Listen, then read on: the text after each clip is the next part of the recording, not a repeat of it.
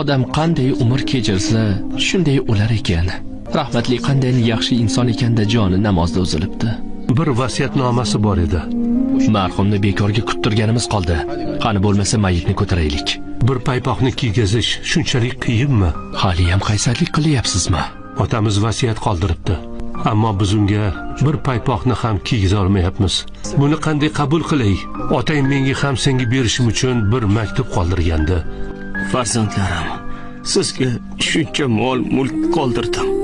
Ko'ryapsiz-ku, ketar chog'im menga bir eski paypoqni kiydirishga ham izn berishmayapti. Bir kun kelib Alloh buyurgan payti siz ham meni shu holimga tushganingizda sizga ham kafandan boshqasiga izn berishmaydi.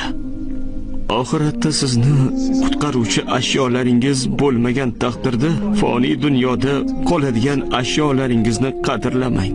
Foniy dunyodan oxiratga olib ketadiganingiz bir ikki quloch matodan boshqa narsa emas. Ya marhaba.